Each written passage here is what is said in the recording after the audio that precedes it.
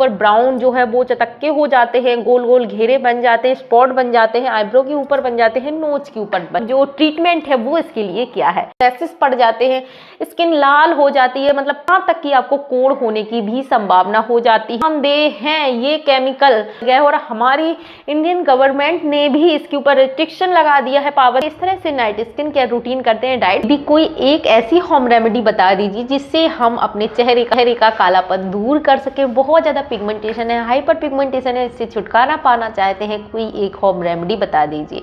राधे राधे दोस्तों, मैं कीर्ति एक बार फिर से आप लोगों का बहुत बहुत स्वागत करती हूँ काव्या नेचुरल ब्यूटी में। कैसे हैं दोस्तों? उम्मीद है आप सब बहुत अच्छे होंगे। तो दोस्तों, आप लोगों के रोज ढेरों कमेंट बस यही टाइप के आते हैं कि दीदी बहुत ज़्यादा कालापन है, चेहरे पर बहुत ज़्यादा हाइपर पिगमेंटेशन हो रखी है, मेलास्मा हो रखा है, क्या लगाएं? कोई एक ऐसी होम रेमेडी बता दीजिए जिससे इस पिगमेंटेशन से हम हमेशा के लिए छुटकारा पा सकें। नए हैं और पिगमेंटेशन सीरीज के जो पार्ट 6 हैं वो नहीं देखे हैं तो आपको एक बार जाकर उनको भी देख लेना चाहिए और उसी हिसाब से आपको अपना जो है स्किन केयर रूटीन, साथ में डाइट, साथ में फेस एक्सरसाइज, सारी चीज़ें मैंने आपके साथ शेयर करी हैं, वो आपको अपनी डेली रूटीन में शामिल करना है। और आज के वीडियो में मैं सुबह से लेकर रात तक आपको स्किन केयर समझाऊंगी कि अगर आप होम रेमेडी ज़्यादा ट्राई नहीं कर पाते हैं और बस सिर्फ यही स्किन रूटीन फॉलो करते हैं, तब भी आप पिगमेंटेशन और मेलास्मा से छुटकारा पा सकते हैं और अपने रंग को निखार सकते हैं। दोस्तों, अगर हमारे चेहरे पर कालापन होता है, खासकर हम महिलाओं के चेहरे पर, तो ये टेंशन का विषय बन जाता है क्योंकि हम महिलाओं को अपनी खूबसूरती बहुत ज़्यादा प्यारी होती है। तो सबसे पहले बात कर लेते हैं कि अगर हम अपने रंग को निखारना चाहें, कालापन दूर करना चाहें, तो ये कालापन क्यों होता है और इसको दूर करने के लिए हमें क्या क्या उपाय करने चाहिए। बात कर लेते हैं कि इनके होने का कारण क्या होता है, पिगमेंटेशन, हाइपर पिगमेंटेशन, मेलास्मा और चेहरे का कालापन। तो दोस्तों, सबसे बड़ा जो कारण है वो है जेनेटिक प्रॉब्लम। हमारी जो जीन है वो निर्धारित करती है हमारे रंग को।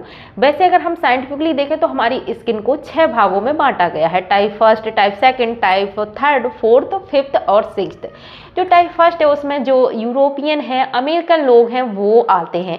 इनकी स्किन का कलर आपने देखा होगा बहुत ज़्यादा व्हाइट और बहुत ज़्यादा फेयर होता है और धूप में जाने से इनके चेहरे पर बहुत ज़्यादा लाल रंग के जल्दी ही चटक्के बन जाते हैं। इंडियन है तो हम लोग आते हैं 4th और 5th में। हमारी स्किन का कलर ब्राउन होता है और डार्क ब्राउन होता है। हमें भी धूप से बहुत जल्दी सन बर्न हो जाता है, सन टैन हो जाता है, पिगमेंटेशन मेलास्मा होता है। 6th जो टाइप की स्किन है वो होती है अफ्रीकन स्किन की और इनके लिए कहा जाता है नेवर बर्न। इस टाइप की स्किन बर्न नहीं होती, मतलब सन से इन्हें प्रॉब्लम नहीं होती है। कर लेते हैं दूसरा जो मेन कारण है वो होता है सन एक्सपोजर। जो जेनेटिक प्रॉब्लम है इसको हम दूर नहीं कर सकते हैं। मैं चाहूँ कि हमारी स्किन जो है अंग्रेजों की तरह हो जाए, गोरों की तरह हो जाए। जैसे अपनी स्किन को कर लूँ तो कितनी भी मैं होम रेमेडी ट्राई कर लूँ, कुछ भी कर लूँ, लेकिन मेरी स्किन टोन है वो इस तरह की नहीं हो सकती है कि क्योंकि ये जीन निर्धारित करती है। तो आप कितनी भी कोशिश कर लें, ऐसी आपकी स्किन नहीं हो सकती है। तो बहुत बहनें कहती हैं दीदी मेरी स्किन सांवली है, मुझे गोरा होना है। गोरे का मतलब आपका ये नहीं है कि आप काले हैं और एकदम सफ़ेद हो जाएंगे, सांवले हैं और एकदम गोरे हो जाएंगे, ऐसा नहीं हो सकता। इसके लिए मैं आपसे हाथ जोड़कर माफ़ी मांगती हूँ। आपकी स्किन में सुधार हो सकता है, आपकी स्किन जो टोन है उसमें सुधार लाया जा सकता है, स्किन को बेहतर बनाया जा सकता है होम रेमेडी से और डाइट से। अब बात कर लेते हैं दूसरा कारण क्या है, वो है सन एक्सपोजर। धूप की वजह से आपने देखा होगा जो महिलाएं धूप में काम करती हैं, जो किसान है वो खेतों में काम करते हैं, तो धीरे धीरे उनकी स्किन बहुत ज़्यादा डार्क होने लगती है और बहुत ज़्यादा थिक हो जाती है। तो ये होता है सन बर्न और सन से डैमेज होने का, जिससे हमारी स्किन पर बहुत बुरा प्रभाव पड़ता है। और आज के समय में बहुत ज़्यादा लिए हम मतलब जेनेटिक प्रॉब्लम है उसको नहीं रोक सकते, लेकिन जो धूप की वजह से हुआ है उसको रोका जा सकता है और अपनी स्किन को आप बेहतर बना सकते हैं। तो अगला जो कारण है वो है मेलास्मा। मतलब मेलास्मा एक तरह की बीमारी है स्किन में, जो कि आपके यहाँ पे ब्राउन, गाल के ऊपर ब्राउन जो है वो चटक्के हो जाते हैं, गोल गोल घेरे बन जाते हैं, स्पॉट बन जाते हैं, आईब्रो के ऊपर बन जाते हैं, नोज के ऊपर बन जाते हैं। तो ये ज़्यादातर प्रेग्नेंट लेडी में या फिर आफ्टर प्रेगनेंसी देखी जाती है, लेकिन आज के समय में ये अनमैरिड गर्ल को और जो है पुरुषों को भी होने लगी है। तो बहुत तरह की दवाइयाँ, जैसे बहुत लोगों को जो है दवाइयाँ चलती हैं, तो कुछ दवाइयाँ ऐसी होती हैं जो सन को जो है सन की जो किरणें होती हैं उनको खींचती हैं, अवशोषित करती हैं स्किन में, जिस वजह से ये मिलाज्मा हो जाता है। बहुत तरह की दवाइयों के साइड इफेक्ट भी होते हैं। प्रेगनेंसी की टाइम पर बहुत सारे हार्मोनल जो चेंज हैं वो स्किन में होते हैं, उस वजह से ये प्रॉब्लम हो जाती है। तो इसके लिए मैं कहूँगी सबसे पहले तो आपको अपने नज़दीकी अच्छे स्किन एक्सपर्ट डॉक्टर को दिखाना चाहिए और उनसे सलाह लेनी चाहिए कि आपके शरीर में आखिर ये किस कमी की वजह से हुआ है। अगर किसी मिनरल है, विटामिन की कमी से है, कैल्शियम की कमी से है, तो आप उसके लिए जो है दवाइयाँ ले सकते हैं, जिससे वो कमी पूरी हो सकती है और आपकी ये प्रॉब्लम ठीक हो सकती है। अब बात कर लेते हैं इसके इलाज के बारे में। तो उसके लिए मैं आपसे कहूँगी कि आपको सनस्क्रीन मस्ट है अप्लाई करना, अगर आप चाहते हैं कि आपकी झाइयाँ ठीक हो जाएं, या फिर बहुत बहनों की ठीक हो चुकी हैं और कहती हैं कि दीदी मेरी झाइयाँ ठीक हो गई थी लेकिन वापस से आ गई हैं, तो आपको ये वापस से ना आए तो उसके लिए आपको प्रिकॉशन तो लेने पड़ेंगे, मतलब बचाव तो करना पड़ेगा। और जो सबसे अच्छा बचाव है वो है सनस्क्रीन और सनस्क्रीन। जी हाँ दोस्तों, बहुत लोग ये कहते हैं कि सनस्क्रीन में बहुत सारे केमिकल होते हैं जो हमारी स्किन को नुकसान पहुंचाते हैं, लेकिन दोस्तों आजकल एडवांस सनस्क्रीन आ गई हैं जो घातक पैराबेन होते हैं उसमें नहीं होते हैं। जो हमारी स्किन के लिए फायदेमंद चीज़ें हैं वो ही केमिकल होते हैं। अब ऐसे अगर हम बात करें कि केमिकल से बचने के लिए, तो हम कहाँ तक बच सकते हैं। जो हम गेहूँ खा रहे हैं, आटा खा रहे हैं, उनमें भी केमिकल मतलब कीटनाशक छिड़का जा सकता है, तो इस तरह से हम क्या ही छोड़ देंगे। आजकल दोस्तों एक जो है सनस्क्रीन जब हम खरीदते हैं तो हमारा सबसे पहले ध्यान जाता है SPF की तरफ, और हम देखते हैं सनस्क्रीन खरीदते समय कि इसमें SPF कितना है। लेकिन दोस्तों मैं आपको यहाँ पे बता दूं, सूर्य की जो किरणें होती है UVA और UVB, तो जो UVB किरणें होती हैं उससे आपको SPF बचाता है, लेकिन सूर्य की जो अल्ट्रावायलेट किरणें होती हैं उसमें UVB मात्र 5 से 10% होती हैं, बाकी के जो 90% है वो UVA किरणें हैं, जिसके लिए आज के समय में हमारी जो इंडियन गवर्नमेंट है उसने सनस्क्रीन के लिए एक नया PA पैरामीटर जारी किया है। हमारी जो गवर्नमेंट है वो भी इसके लिए मतलब विचार विमर्श कर रही है सनस्क्रीन के लिए, तो आप समझ सकते हैं ये हमारे लिए मतलब फायदेमंद ही चीज़ है। तो PA+, PA डबल प्लस और PA ट्रिपल प्लस, PA जो ट्रिपल प्लस की सनस्क्रीन है वो हमारी स्किन के लिए, पिगमेंटेशन के लिए बहुत अच्छी मानी जाती है। तो आप 30 से 50 के बीच में और PA ट्रिपल प्लस की सनस्क्रीन ही परचेज करें और देख लें कि केमिकल और पैराबेन फ्री हो। इसके ऊपर अलग से वीडियो बनाया, तो वहाँ से आप इसको देख सकते हैं। अब आपको क्या करना है, सुबह 8-9 बजे के बीच में आप फेस वॉश करते हैं और तब आपको सनस्क्रीन का यूज करना है। सबसे पहले टोनर लगाएंगे, मॉइस्चराइजर लगाएंगे और फिर सनस्क्रीन लगाएंगे। सनस्क्रीन अगर आप बाहर जाते हैं तो कम से कम आपको आधा घंटा पहले सनस्क्रीन का एप्लीकेशन अपने फेस पर कर लेना चाहिए। अब यहाँ पे क्वेश्चन आता है कि इसके बाद क्या हम मेकअप वगैरह या अन्य कोई क्रीम लगा सकते हैं, तो जी हाँ, आप बिल्कुल से लगा सकते हैं।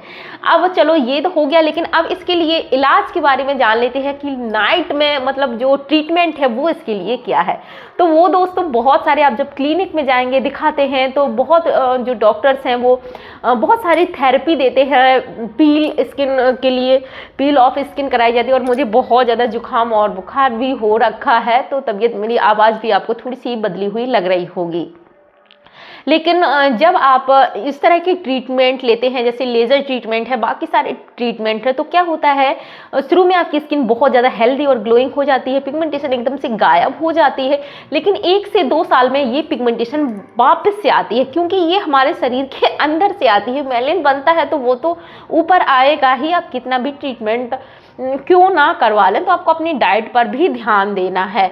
और मैं कहूँगी कि अगर आप इतना जो इलाज में पैसा खर्च करते हैं लेज़र वगैरह में महंगे क्लिनिक में जाकर, तो उसके जगह पर आप ना सनस्क्रीन और डाइट पर अगर खर्च करते हैं तो ये प्रॉब्लम आपको हमेशा के लिए छुटकारा इससे दिलाती है। मतलब अगर आप इन चीज़ों में खर्च करते हैं तो आपको सनस्क्रीन 2 बार तो लगानी है अगर घर में रहते हैं, और घर से अगर बाहर कड़कती भड़कती धूप में जाते हैं तो आपको 3 बार एप्लीकेशन करना जरूरी है। और साथ ही आपको स्कार्फ भी पहनना है।